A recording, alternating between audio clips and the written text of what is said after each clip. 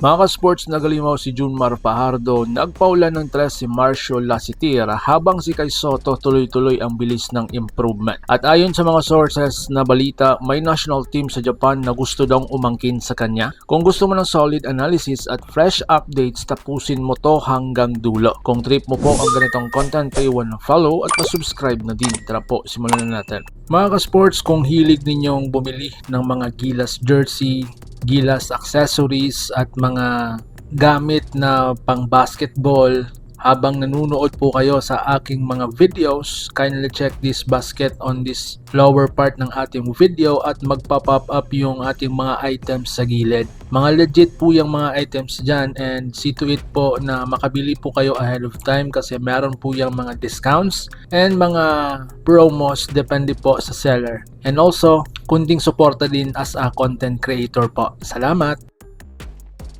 Mga ka-sports, official na, San Miguel Beerman Philippine Cup Champions. Ipinakita ng SMB kung bakit sila ang pinaka-consistent at pinaka-disiplinadong koponan sa PBA. Sa finals, hindi lang basta panalo, dominasyon talaga ang ipinamalas nila. Mula first quarter hanggang closing minutes, kontrolado ng SMB ang tempo ng laro. Perfect execution, veteran composure at championship mentality. Iyan ang bumuhat sa kanila hanggang sa corona. Mga ka-sports, Fajardo ng kalimaw sa finals at syempre hindi mawawala ang The Kraken. Grabe ang pinakita ni Junmar sa loob ng pintura. Walang makakapigil, rebounds kanya, defense anchor ng SMB. Tuwing kailangan ng puntos o momentum, kay Fajardo napupunta ang bola at hindi siya pumapalya. At ito ang klase ng player na hindi naglalaro para sa stats, kundi para sa panalo. Kaya hindi nakakapagtaka kung bakit finals MVP conversion agad siya. So ngayon mga sports, habang busy ang depensa kay Fajardo sa loob, ito na si Marcio Lasitir. Bawat open look,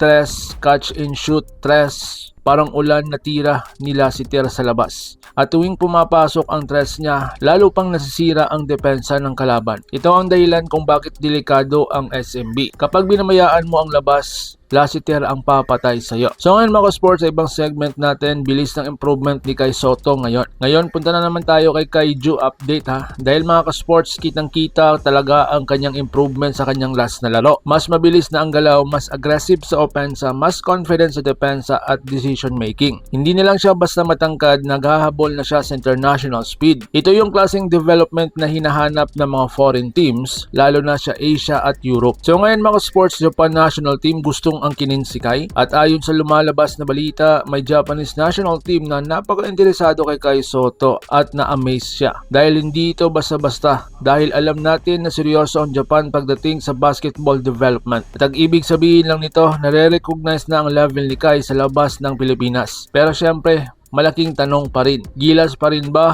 o iiba na ang kanyang landas? Sa uli mga ka-sports, SMB deserved champion, Fajardo legit na halimaw, Lasitir silent killer, Kai Sotto the rising fast. Malinaw, maganda ang kinabukasan ng Pinoy basketball. Kung nagustuhan mo ang analysis na ito, dapat bang manitili si Kai sa Gilas o mag-focus na lang sa International League o subukan niya ang International National Team opportunity? Kita-kita sa susunod na basketball update laban Pilipinas puso. So paano, ingat po kayo.